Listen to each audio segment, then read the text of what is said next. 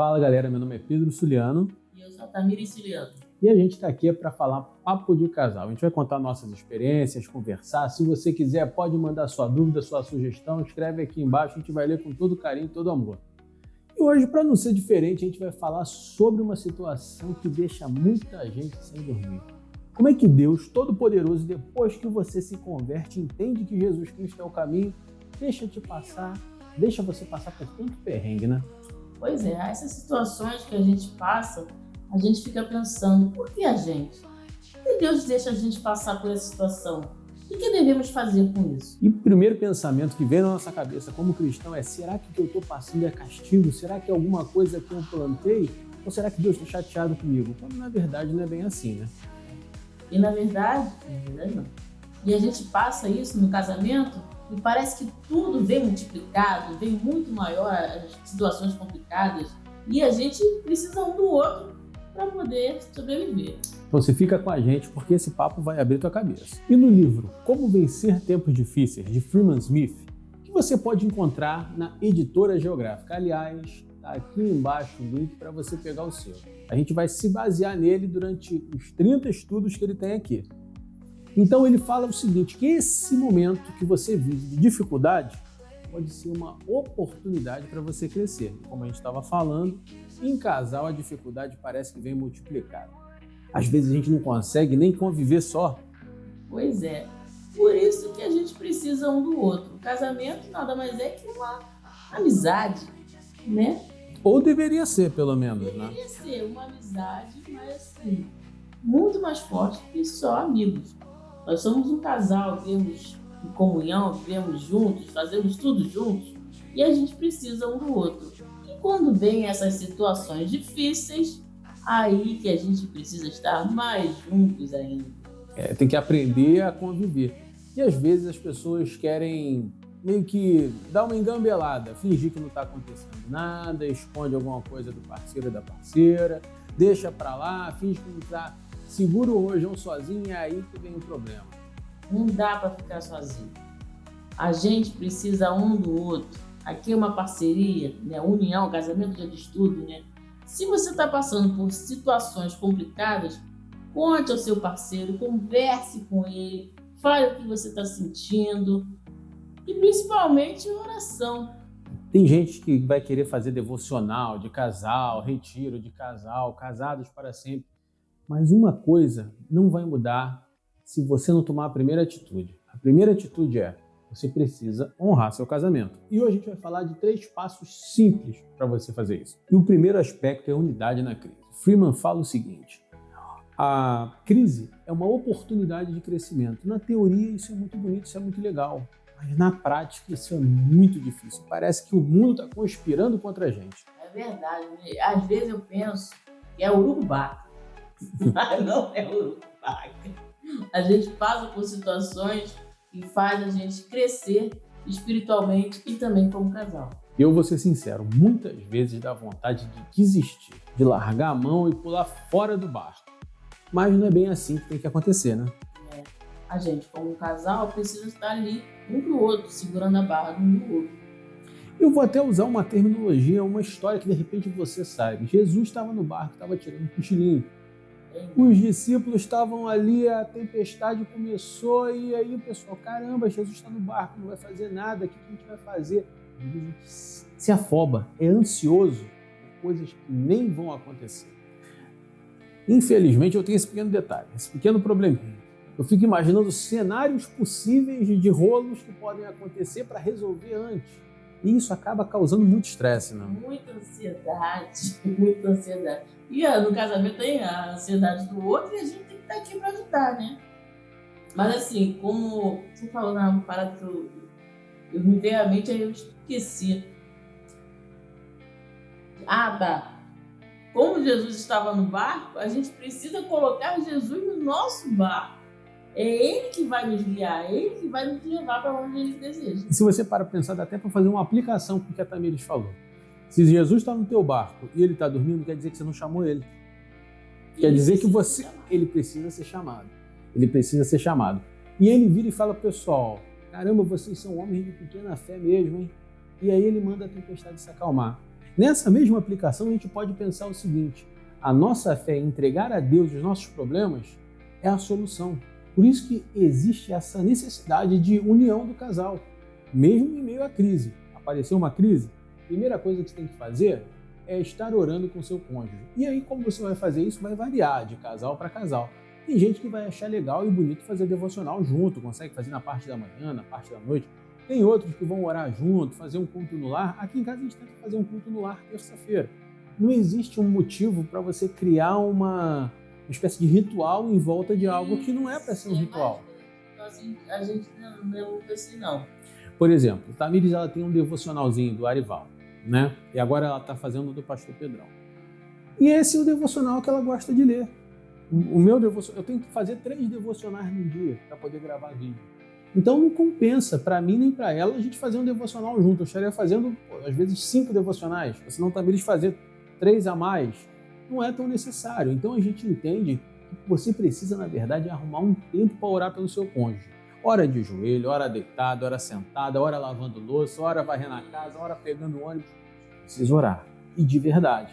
Você precisa expor a Deus os problemas que você passa, mas também expor ao seu cônjuge.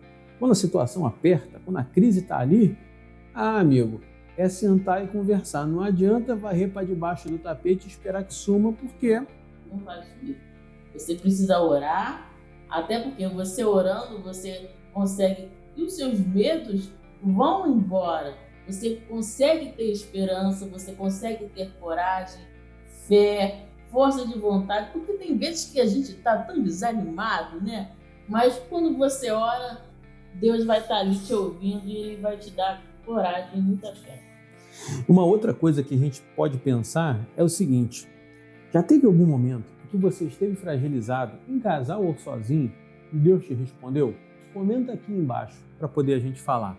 Então, o segundo aspecto é, quando vem o problema, é como a gente vê ele, como a gente vai reagir a esse problema. Isso acontece até quando você lê alguns livros de administração, o cara fala do problema do grande gorila, do King Kong. E como é que esse problema ele aparenta? Ele aparenta ter 40 andares de altura. Mas se você dividir esse King Kong em pequenos miquinhos, você consegue resolver. Então, qual é a forma de você resolver grande parte dos seus problemas? Você diluir ele em pequenos problemas. Porque quando eles aparecem múltiplos, todos juntos no casamento, é problema da sua mulher, do seu problema, problema no emprego, problema da sogra, problema de vendas, o problema da sua mãe, do seu... Cara, relaxa, coloca a bola no chão, respira, você precisa resolver aqueles problemas que estão ali. Não queira resolver tudo não, né? Se você for resolver problema tudo, todo mundo junto, não vai dar bom. Não mesmo. E aí as pessoas gostam de usar Romanos 8:28, até a música do Fernandinho. Todas as coisas cooperam para o bem daqueles que te amam.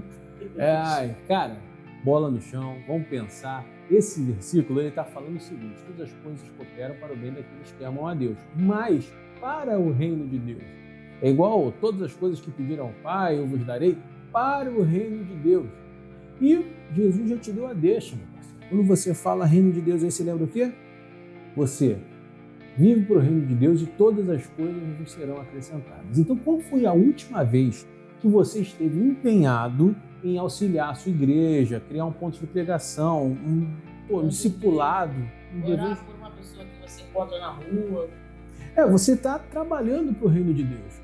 Porque todas as coisas cooperam para o bem daqueles que amam a Deus, se aqueles que amam a Deus estão amando a Deus, né?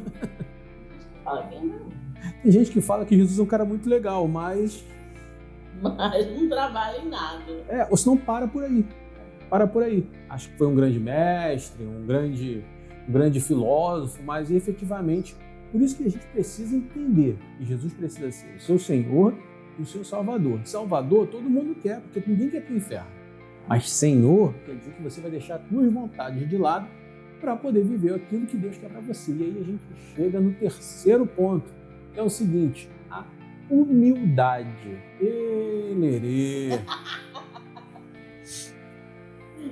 Então, às vezes, o propósito divino num problema, num tempo difícil, é moldar você, é modificar a forma como você pensa, como você age, até com seu cônjuge, né?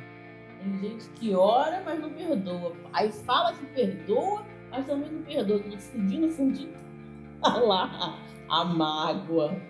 E viver em casal é saber que às vezes você vai errar, e às vezes a mágoa que o cara ou a mulher está sentindo não tem nada a ver com a realidade do assunto, né? Às vezes a gente vive de muito milímetro, né? Quando a gente era novinho, eu e Tamires só tive Tamires de namorada, e Tamires só teve eu de namorado. A gente brigava pra caramba. Por quê? A gente era muito pouco. Tudo tinha que ser do meu jeito ou do jeito da Tamires, do meu jeito ou do jeito da Tamires. E aí acabava que não era do jeito de ninguém, entendeu?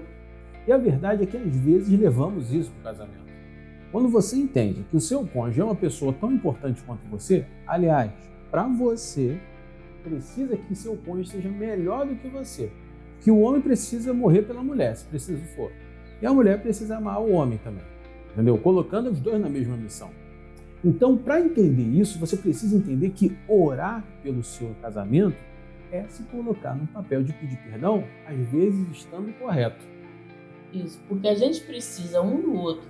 Às vezes a gente quer uma coisa, mas eu vou deixar dessa vez pra ele. Não custa nada, cara. Às vezes a pessoa fica tão... Tem que ser eu. Não é só o eu, é ele também. Lógico que aqui a gente está falando de terminologias gerais. Né? Se a gente fosse falar, por exemplo, uma traição, isso aí daria um vídeo inteiro. Tá entendendo? Uma mentira que colocou a família em risco também daria um vídeo inteiro. Por isso que é importante que você comente aí embaixo ou manda pra gente na DM que a gente vai comentar aqui e vai dar nossa ideia. Sempre a gente vai estar buscando na Bíblia. A gente está falando sempre da Bíblia. Então, se você quer ter um casamento feliz, a primeira coisa que você precisa fazer nesse sentido de humildade é orar. E quando você ora, você começa a simpatizar com a pessoa. Então, às vezes, você vai dormir chateado, não é ideal que você durma chateado, tá? A gente não é muito disso, não. Quando a gente briga... a gente resolve rápido. Tem que resolver logo. A gente resolve rápido. Então, não é ideal que você durma chateado. Mas vamos supor, você está chateado, tem uma situação que tem te chateado. Você não está chateado o suficiente para brigar. Mas está sendo aquele negócio, sabe? Parece que é uma pedrinha dentro do sapato, sabe? Então, essa pedrinha dentro do sapato, você precisa levar Deus em oração se for um problema. Por exemplo, vamos colocar aí. Tamires teria um problema com a minha mãe. Não tem, porque elas se dão bem. Mas ela teria um problema com a minha mãe. E aí eu não consigo resolver isso. Tamires tem que levar isso em oração e orar e pedir ajuda para mim e a gente orar junto até, no caso, eu conseguir desenrolar isso. Porque é papel do homem desenrolar isso também com a mãe dele. Igual é papel da mulher desenrolar com a mãe dela. Você tem que aprender o seguinte, viver em casal é você proteger o teu cônjuge. Não adianta você chegar, falar mal pra caraca do teu marido na casa da tua mãe e depois você vai chegar no Natal, leva ele pra lá e todo mundo olhando com o rabo de olho pro cara. Isso não dá. Logicamente o cara não vai ficar lá. Ele não vai querer ser amigo de ninguém lá. Se você tem um problema com o teu marido, você resolva com ele. Não é ter que expor isso para os outros, né? É o princípio da sabedoria no casamento esse. Não exponha as suas coisas para os outros. Né? Seja humilde. Pense sempre como você gostaria de ser tratado, tratada. Você gostaria de que o teu marido falasse mal dos outros? Mal de você para os outros. Isso aí.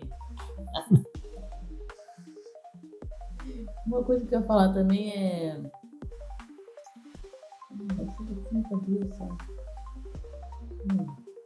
Não vou lembrar. Que hoje em dia os relacionamentos eles começam por essas picuinhas, essas briguinhas, né? Aí vai tudo virando uma bola de neve. Aí o casamento acaba. Não, o cara separa, a mulher separa porque o cara não tira a toalha da cama. Começa assim o problema. Cara, não, pelo amor de Deus. As pessoas não querem ser tratadas como descartáveis, mas elas querem tratar os outros como descartáveis. Casamento, amigão, é feito pra vida toda. Quem mandou tu casar? Pois é, não casasse. Não casasse. Solteiro. Ficar solteiro, exatamente. E pior ainda quando vai envolvendo filho. Porque a sua responsabilidade, enquanto é marido e mulher, tua responsabilidade só com a tua mulher, tua responsabilidade só com o seu marido. Quando envolve uma criança, acabou, chefe. Seu papel principal na vida é pai e mãe. Entendeu? E o segundo, marido e mulher. Entendeu? Isso até uma certa idade também. A mulher tem que ficar no papel de mulher, papel de mãe, assim. Equilibrando. A mesma coisa o pai. Equilibrando. Mas quando chega a uma certa idade, você volta a ter o papel só de marido e a mulher papel só de mulher. E assim, as pessoas elas não conseguem ver isso. Elas querem buscar um prazer imediato ou achar que vai ser tudo diferente porque conheceu uma outra pessoa. Amigo, para de se iludir, entendeu? Começa a viver na realidade. Aquilo que Deus propôs foi o seguinte: homem, sai da casa, casa com a mulher, e os dois vão ser felizes para sempre. Não. Você vai passar por dificuldade. E tem gente, às vezes, que vive só para o trabalho, ou às vezes vive só para a igreja, vive na igreja o tempo todo, não cuida da casa. Não pode ser assim, tem que ser tudo moderadamente. Moderadamente, viva moderadamente, seja feliz moderadamente. E a felicidade está em conhecer a Deus. Deus não criou o homem e a mulher para viver separado, entendeu? Mas Deus criou o homem e a mulher para juntos buscarem o objetivo de glorificar a Deus. Tenham filhos e povoem a terra, mas o principal objetivo do ser humano, enquanto ser humano, é glorificar a Deus e conhecer a sua bondade. Deus nos convidou a participar da sua eternidade, mas alguns não quiseram, e ok também para aqueles que não quiseram. Nosso papel aqui é falar de Cristo. O seu casamento, a pergunta é essa: o seu casamento tem sido um lugar que se fala de Cristo ou tem sido mais a antessala do inferno? Porque, amigo, se o seu casamento não tem sido um pedaço do céu, então alguma coisa está errada. Então você tem que ver aquilo que você deve mudar. Lógico, quando um não quer, dois não brigam. Então você precisa sempre andar junto. Mas você também tem que começar a fazer a sua parte, a começar em mim, né? Vamos começar por mim, aí depois a gente vai mudando com o tempo, a gente vai melhorando. A gente falou do barquinho de Jesus dormindo. O barco ele não vai afundar enquanto Jesus estiver lá. Mas Deus também não prometeu que ia ser maré mansa, não. Ia ser tranquilão, não. Meu parceiro. Deus prometeu que no mundo a gente ia ter aflições. Então é para ter bom ânimo e vencer o mundo. E juntos a gente pode enfrentar qualquer coisa. E como é que você tem enfrentado os tempos difíceis? Comenta aí embaixo que a gente quer saber. Aliás, se inscreve no canal.